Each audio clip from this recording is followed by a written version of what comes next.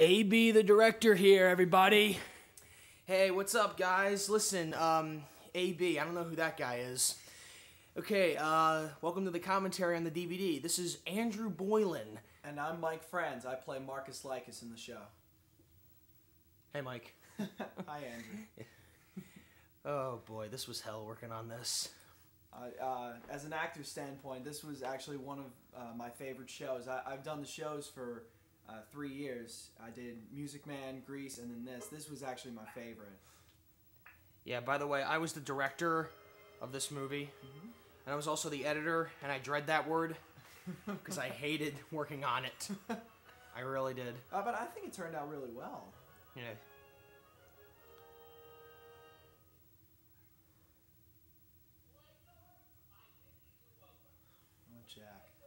Jack. Jack. Love that kid. Yeah. He did really well with this. He's such a leader. You know, he basically took command of the entire stage, which was his job as Pseudolus. Pseudolus is the main character. He's supposed to be in charge of everything in the play, and Jack just did a beautiful job with that. Yeah. All right, listen, I'm just going to come out and say it right now. We're recording this through video and through audio at the same time. And we're watching the first time I ever shot this when we were doing it live. So if it doesn't sync up with the movie you're hearing in the background, it's not the real thing. So if it doesn't sync up, sorry about that. But you're not here to watch the movie, you're here to listen to us. So if you want to watch the movie, click play movie on the DVD. I'm talking to you, Jack Hensler and Matt Hoover. And everybody else who owns this. Yeah. Yeah. You know, here's the funny thing. When you guys were doing this, I actually wasn't going to record this at the time. Because I had just come off of doing Arsenic and Old Lace, and I was just sick of doing this whole thing. Because I did it like 3 times, I think. Wow. Yeah, I did it. Man Who Came to Dinner, Grease, and Arsenic and Old Lace, and I didn't want to do it again. Oh, man. This was so much fun to choreograph. Because a lot of what we did was onto the stage. Jack was the only one who was out on stage for the first 5 minutes, and we had all these antics going, the heads popping out, the babies coming out, and then we come out of the bottom of the curtain, and the emphasis was really to be, you know, to project and be loud and be heard, because we were all backstage. You know, there was a curtain between us. Yeah.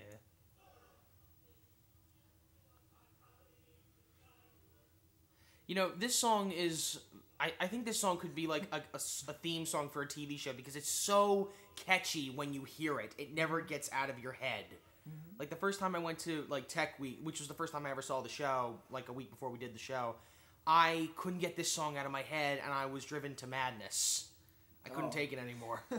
And this isn't usually a Sondheim song. I mean, Stephen Sondheim, the guy who wrote this, he usually writes different kind of songs than this. This is more of a musical song than a Stephen Sondheim song. But still, it works really well with the show. Yeah. How did you guys build these sets? Because I understand that the stage crew for Camden Catholic didn't build that this time, or did they? I don't know. I really wasn't... I think Miss Neary had some professionals come in and build the set. And it was really cool that we did a show like this because it's just the one set. You know, you don't have to move anything. There isn't really that much to do. So, you know, us as actors, it made it easier to do a lot. But the doors, we didn't have those doors for the first couple of months, and most of it was just, you know, walking through it. And tall guys like myself and Brian Burke, we kept hitting our heads on the top of the door. Didn't get that on film. Thank goodness. That would have been bad. Would have made a good extra feature. Oh, the courtesans. Remember, people, if you're not seeing courtesans yet, it might be out of sync, so I don't know. Sorry about that. No, it's all right. I'm just like... It's all right. I blame iMovie. iMovie always screws me up when it comes to this. Yeah. Oh, it's the family. Oh, man. For that pose, it was either going to be Star Wars or Charlie's Angels. Yeah, that's what the 2 decisions were. But then they went with Charlie's Angels, and then Jack just comes in. And oh my gosh! Yeah. Wow, wow. You know, this is actually the first time I've seen Jack like actually have more than 3 lines in a show. And he's actually not that bad of an actor. He's pretty good. Yeah. No, I've always liked Jack's work. I mean, I saw him freshman year as Noah Claypole in Oliver, and I just thought that was excellent. And he was, yeah. He was in Oliver? Yeah, he was in Oliver. Oh, I didn't know that. Like when you're a freshman and you don't really know anybody, and you look back at shows that we've done, you look at the cast, you're like, wait, that person was in that show? Oh, yeah. I mean, just a few weeks ago, I was shocked to find out that Shannon Jingle was in Oliver. I didn't even know that. She was Dodger? Whoa, man, Dodger. I didn't know that. Oh, boy.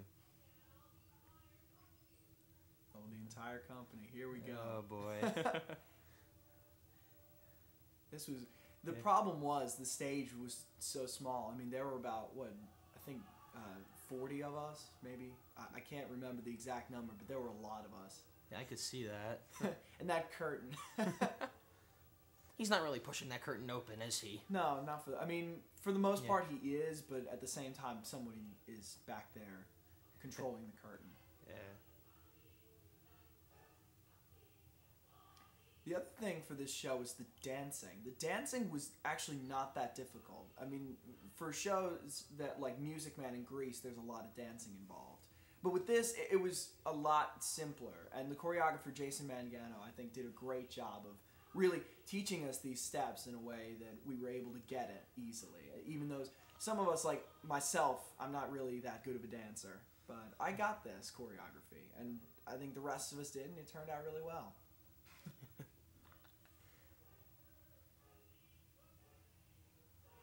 By the way, I also mentioned a little earlier that I was the director.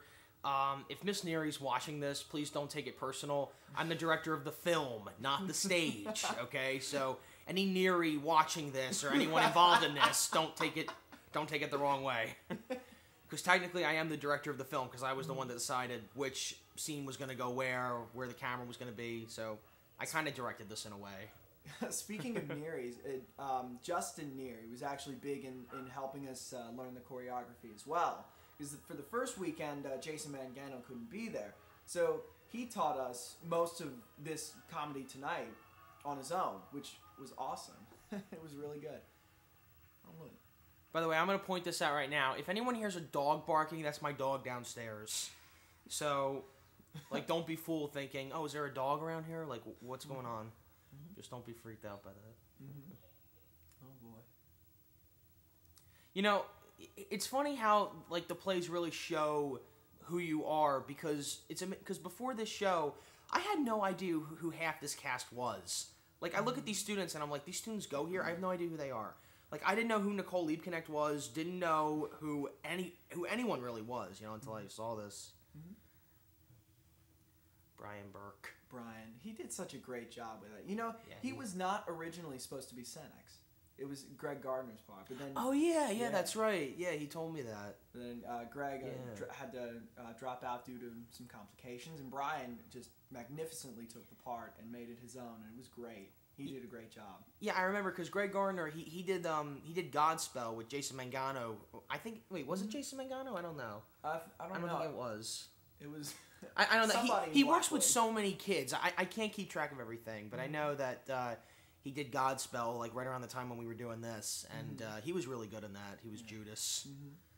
Godspell and Phantom as well. Oh yeah, Phantom. He was telling me about that too.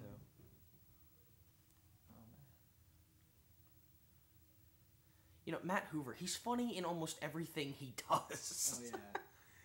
Oh, man, especially in this, because the first time I saw this, I was shocked. I'm like, wait, we're going to do this? I remember when we found out that we were going to do this show, I remember talking to a lot of people, and nobody had ever heard of this show. Like, no one really knew what it was. No. And here's the funny thing. The only person that I knew that actually knew what this show was about was my friend Jeff Stoddart, who had worked with me on a couple of my sitcoms, like, a couple of years ago. And I was speaking to one of my friends at a party, and I said, "Yeah, we're doing Forum," and they told me the play that they were doing at their school. And Jeff hears me say a funny thing happened on the way to the Forum. He turns around and he goes, "What? You're doing that?" And I'm like, "Oh, you've heard of it?" And he goes, "Yeah, it's a Roman comedy with nothing but corny sex jokes." And I'm like, "This is a Catholic school. We're doing that kind of a show?" Yeah. Like, is Mr. Kiley aware of this? Like, I was shocked. And even when I saw this, I was shocked. Like, we're not saying that. Like, people are paying us to do this show. We're doing this? Come on. Half the battle of this show was the comedic timing. Because even though there were some, like myself, Matt Hoover, Jack, we're naturally funny. And we have good comedic timing. But a lot of the kids weren't understanding the comedic aspects of the show. And, I mean, we did it. We did it very well, I think. But that was half the battle, was trying to understand the words and to get the comedic timing, because we knew the audience was going to be laughing at some point. Yeah. And most of the points. I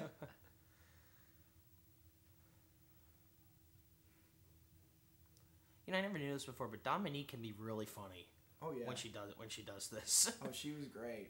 She nailed this role. She was like perfect for this. Mm-hmm. Especially during that song, she has what's it called? That Dirty Old Man. Yeah, that's it. She did so well. Yeah, and she's choking Matt over. They did that that was so funny. I remember looking through the program like about a week before we did this in front of an audience, and I remember looking at Jeff Nixon's name, and everyone in this cast has a weird name, like names I never heard before. And I'm looking at Jeff Nixon's name, and I'm like, wait, is he the hero of the show, or is his name Hero? And it took me a while to finally realize, oh, that's his name. Oh, okay. Well, I'll just go along with that then. Hero. Oh, wow. But I do know. I'm sorry, I couldn't help that. That was... Listen, if we ever imitate lines, we're not making fun of the actors. We're just just enhancing on the comedy that's there, okay? Because it's funny. Yeah, because a lot of this, we were just laughing. When we were reading through the script for the first time, we were all just laughing hysterically at all the different jokes and the lines. It was just so funny. Like, it took us, I think, at least 5 times before we could, do the script seriously without, laughing or interjecting at lines. Yeah. Never knew Jeff Nixon could sing. Mm-hmm. He's really good at it. I never, because I know he's in the choir, but you never really hear him. This is like, full spotlight here. Yeah, no, he did really well with this song. It's Hero was a little bit of a tough part because he had a lot of songs to sing. And, yeah. He did that well. Yeah, but you had the easiest song. You just had like 4 stanzas, and that was it. I had 2 seconds. Merchandise for every need at the house of Marcus Lycus. Yeah, hopefully if this is in sync, you'll hear that later. That's all you had. And I'm like, oh, you got the easiest song. You just got to sit back and introduce the courtesans, and that's all you're gonna do. Oh man, that was actually one of the first scenes I memorized, really? Dialogue-wise. That was because we'd read through it so much that I knew it by heart, and. Yeah. Maybe a couple of line alters here and there, but for the most part, I knew that scene in the very beginning. Hey, Mike, let me ask you something. I know that you didn't do the spoon game, but what was it like with the cast trying to get through the spoon game while doing this? It was interesting. It was we were trying to make sure that it wasn't really too much of a big deal because we were trying to rehearse and we were trying to put on a show, but at the same time, a lot of them still held their spoons like it was the Holy Grail because if you don't hold your spoon, you get out. Yeah, including me. I was holding my spoon, for dear life. Yeah. Thankfully, I didn't play though because I knew that I had a job to do with this show and I couldn't really distract myself with the spoon game.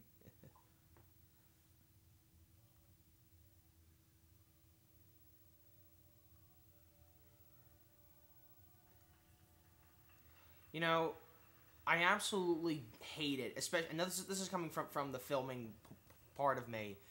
When you're filming a movie like this, and you have to do cuts here and there, and you don't know where the cuts are coming from, because when you're filming this, you really have no idea what it's going to look like in the end. You have some idea, but you're not really sure. I hate it when the audience applauds before the song is completely over. I absolutely hate that. And in the back of my mind, I'm like, the song isn't over. Why are you clapping? He has a note. Yes, let him sing that note and let the music stop, and then you can applaud. Okay? Because it's so hard to edit that and jump to the next one and make the applaud sound, you know, like it's in the same night, but it really isn't. It's from like 3 different nights.